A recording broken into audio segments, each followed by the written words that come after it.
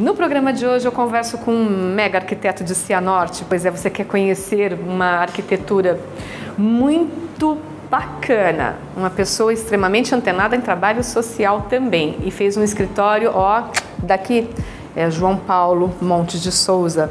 Pois é só você ficar comigo, eu volto já já.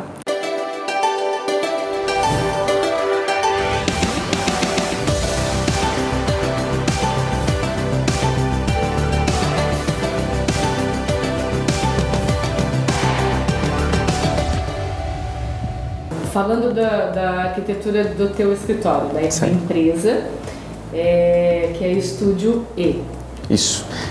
O E, ele... Inspirado em quem? Assim, não digo inspirado em quem. Os conceitos, você busca a sua inspiração num arquiteto, num outro profissional? Para mim, assim, a grande inspiração em arquitetura, né, pode parecer clichê, mas não é Niemeyer. Niemeyer para mim é o grande nome assim que me inspira. As obras dele, para mim, me emocionam, porque é o tipo de arquitetura que não precisa de, muito embora são arquiteturas, né, enormes e tal, mas ela não precisa de muitos detalhes, vamos dizer assim. Ela por si só é um grande acontecimento. Então, para mim, a arquitetura de Niemeyer é o que mais me inspira. Inspira muitos, né, dos mais antigos profissionais aos profissionais atuais e alguns que serão ainda profissionais porque são obras incríveis. O legado que ele deixou, assim, em termos de arquitetura, em termos de conceito, em termos de falas. A leveza do concreto. A leveza do concreto. Por exemplo, ele trabalha com um elemento mais pesado de uma forma muito leve, ou seja, a gente tenta trabalhar isso um pouco, né? Lógico, dentro de cada realidade, de cada situação, mas é um conceito que me inspira. É um cara, assim, da forma como ele projetava, assim, de uma forma mais natural, de uma forma um pouco mais a coisa que acontece, não aquilo muito forçado, né? É um dom mesmo, assim, é um dom bem apurado, vamos dizer, que ele tinha, que isso é uma forma, isso tem que ser inspirador. Se não deveria ser, porque ele é um cara fantástico, né? E nessa inspiração toda nasceu o Estúdio E. Estúdio E. Na verdade, o nome que a gente pensou foi estúdio. O E foi uma forma de marcar esse E de estúdio. Exemplo? Eu confesso que não, aconteceu o E, né, do E-Estúdio mesmo. Eu quis brasileirar ele, não deixar sem o E, né, só o S. Então, esse eu quis marcar e graças a Deus, assim, fazem 9 anos que a gente está trabalhando no estúdio, né? Nesse tempo foram, assim, grandes. A gente pegou um período muito bom da economia brasileira, assim, em termos de arquitetura, em termos de obra civil.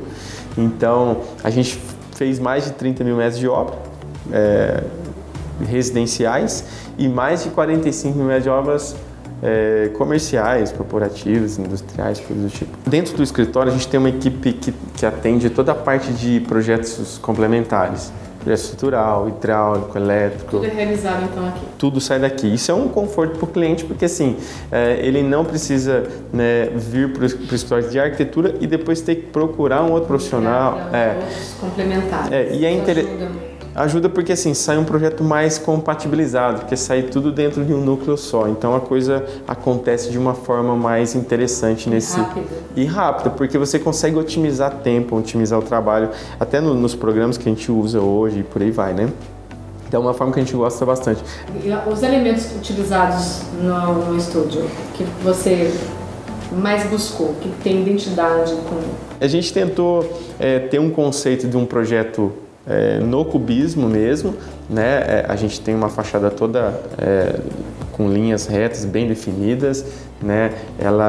A gente usou um pouco da topografia aqui do terreno para deixar ele suspenso, lá até dar essa sensação de leveza, ao mesmo tempo, né, desse trabalho mais do concreto, que é leve.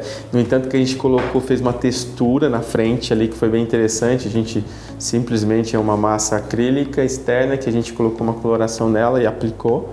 Então, conseguimos um resultado que eu queria, que era trazer um pouco da ideia do concreto dentro dessa realidade que a gente trabalha. Onde entra a arte, com a arquitetura.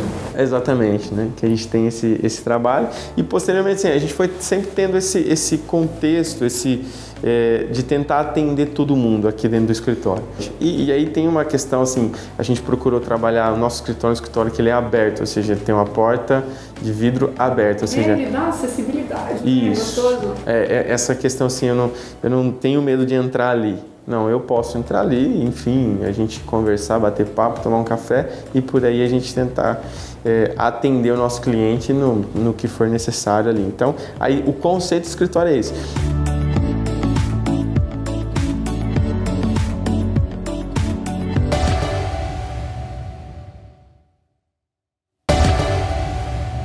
Vamos falar um pouquinho do interior design que você escolheu, você, equipe, como foi a escolha das texturas, cores, piso, teto, paredes? A gente tem um design aqui que é o Fábio, que ajudou bastante a gente nisso também. As escolhas foram feitas por nós, a gente foi ali tentando agregar um piso, né? A gente trabalhou com um piso bacana, tentando trabalhar com um conceito mais pedra, um pouco mais natural, justamente porque a gente também atende nessa dinâmica do escritório, né?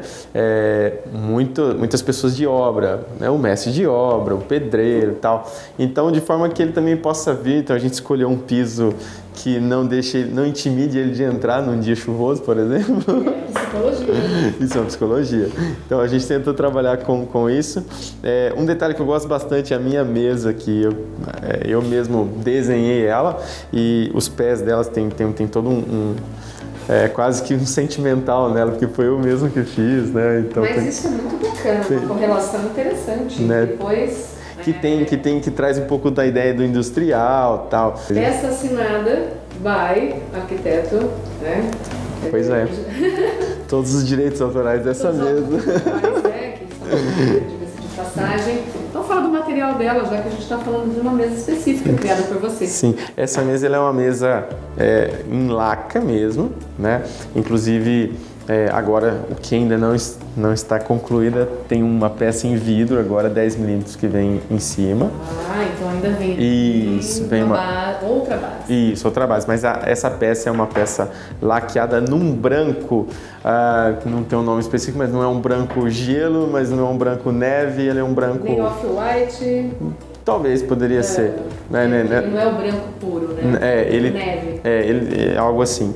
Mas aí os pés a gente fez todo em chapas. E o interessante é que eu busquei esses detalhes em obra mesmo. Eu fui lá, cortamos ferro. Isso, cortamos os ferros, né, com diferentes tamanhos, de diferentes formas. E a gente pegou e soldou isso e formou essa... E tem um detalhe interessante, assim... Eu fiz questão de não pintar isso, apenas invernizamos, passamos uma base ali e tal, para não perder essa característica dessa ferrugem natural que a gente encontrou na obra. Que está super em alta. Foi interessante também que aqui a gente tentou trabalhar com o conceito de que essa mesa atenda tanto 2 pessoas, como se eu quiser eu posso fazer ela atender 5 pessoas. Perfeito. Isso foi uma das coisas que a gente mais... Porque... se eu não tivesse essa mesa dessa forma, aí fica um detalhe interessante, eu teria que ter um espaço para poder...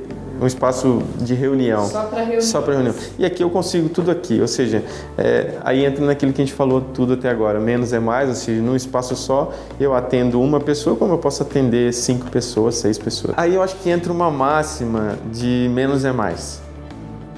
Porque na minha visão, as linhas retas, elas exprimem essa questão. Eu quero ter menos para viver melhor, vamos dizer assim. Eu quero ter uma casa com menos cômodos, com menos repartições, mas que me integre mais, que proporcione a integração das pessoas. Uma coisa que eu percebo, as pessoas hoje vivem... muita correria, né? Isso é uma coisa... Não ficam dentro de casa mais, ficam mais no escritório. Então esse escritório tem que ter mais a identidade de quem é o dono. Exatamente. E aí tem um detalhe, por exemplo, quando a pessoa chega na casa dela, o arquiteto ele tem que proporcionar essa integração, na minha opinião. Ele não pode ser, não pode ajudar nessa separação que a correria do dia a dia já provoca. Então a primeira coisa que o arquiteto tem que ter, primeiro, é o amor por aquilo que está fazendo e, consequentemente, a responsabilidade daquilo. Então você precisa pegar um projeto, não olhar como para o teu cliente como um possível pagador do teu salário no final do mês. Não, antes disso antes disso você tem que olhar para ele como um grande sonho que está na tua frente. Então eu acho que aí exatamente, aí você muda a chave. A gente atende assim todas as faixas, mas a gente tem um lema aqui do escritório que é: projetamos os espaços onde sua vida acontece. Então, a vida das pessoas acontece onde? No trabalho, em casa, enfim, num bar, enfim, em tantos lugares. Tá, né? Tratando como ser humano. Com o ser humano. Eu acho que essa Quer algo. Exatamente.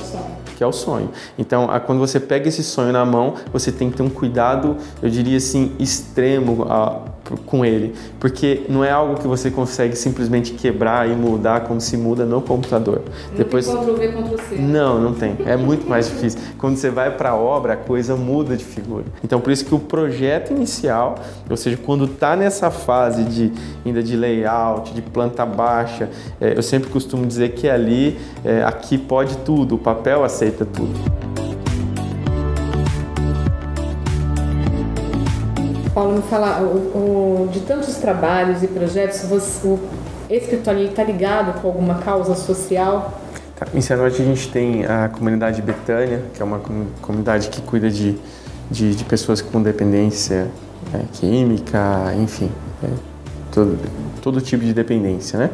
E é uma comunidade que nasceu em Santa Catarina, e a gente aqui em Cianorte, na unidade de Cianorte, a gente ajuda bastante assim, no que há de projetos de aprovação, na regularização dos espaços ali que teve quando eles mudaram para cá especificamente, né?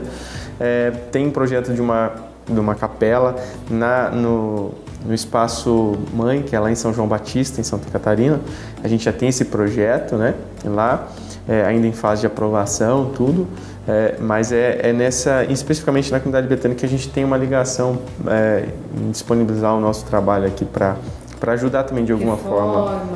Reforma, pintura, na atualização dos espaços em termos de aprovação perante a prefeituras e por aí vai. Técnica exatamente, que é burocrática. Porque assim, a comunidade em si precisa ter todos essas alvarás, vamos dizer, em dia, né, para conseguir também recursos de governo e por aí vai. Então a gente auxilia nessa parte aí no que a gente consegue.